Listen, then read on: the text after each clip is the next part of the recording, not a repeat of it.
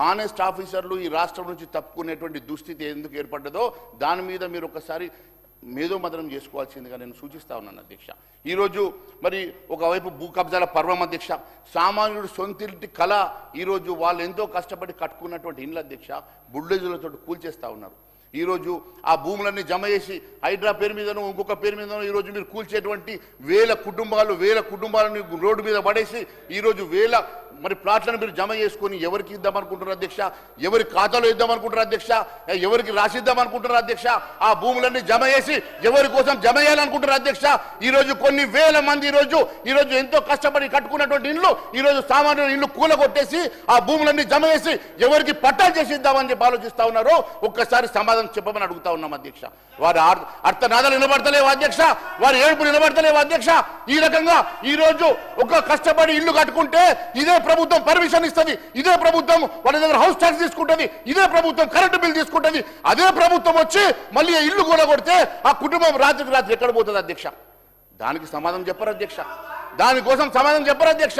ఈరోజు ఎవరి కోసం జమ చేస్తున్నారు, ఈ భూములు ఎవరి కోసం జమ చేస్తున్నారు అధ్యక్ష? అంటే ఆయన ఇండ్లు కూలగొట్టా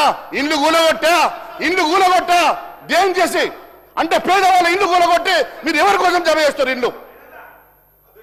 ఈరోజు నేను ఒకటే అడుగుతా ఉన్నాడు.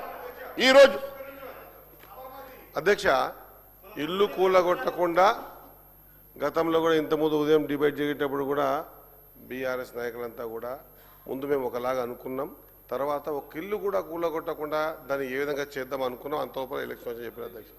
ఇప్పుడు నా సోదరుడు మాట్లాడుకుంటూ ఇల్లు కూడగొడితే ఎటు పోవాలి, ట్యాక్సులు కట్టించి అంతా కట్టించి, మరి ఇదే మాట మరి గుజరాత్లో సబర్మతి నది మీద కట్టినటువంటి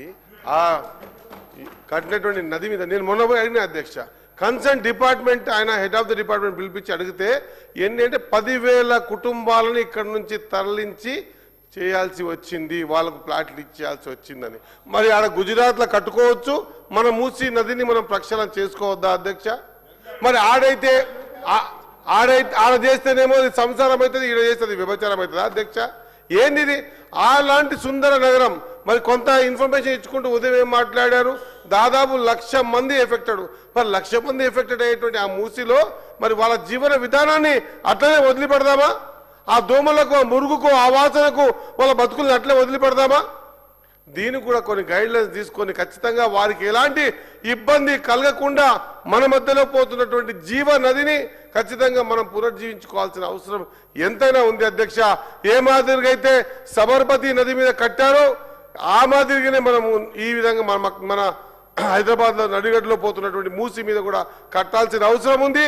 పేదోళ్ళ జీవితాలని కూడా వాట్ బెస్ట్ ఒకవేళ ఏమైనా మనం అక్కడ తీయగలిగితే ఎంత తక్కువ తీసి మనం ఆ నది నిర్మాణం చేసుకోవడం వల్ల ఖచ్చితంగా ఇక్కడ నుంచి కింద నల్గొండ వరకు కూడా పోయి సస్యశ్యామలమై ఈ మురుగు మధ్యలో, ఈ కంపు మధ్యలో లేదా దోమల మధ్యలో బతుకుతున్న వాళ్ళ జీవితాల్లో కూడా వెలుగు నింపడానికి ఒక ప్రక్షాళన కార్యక్రమం తీసుకుంటే అధ్యక్ష, వాళ్ళు తీసుకున్నప్పుడేమో అది కరెక్ట్ అనిపిస్తుంది. మరి ఖచ్చితంగా నిర్ణయాలు తీసుకొని ఏ విధంగా జీవితాలు బాగు చేద్దామని ఒక మంచి ఆలోచన చేస్తే ఈరోజు మాట్లాడడం ఎంత విడ్డూరంగా ఉందో ఒకసారి ఆలోచన చేయాల్సిన అవసరం ఉందని తెలియజేస్తా ఉన్నా అధ్యక్ష.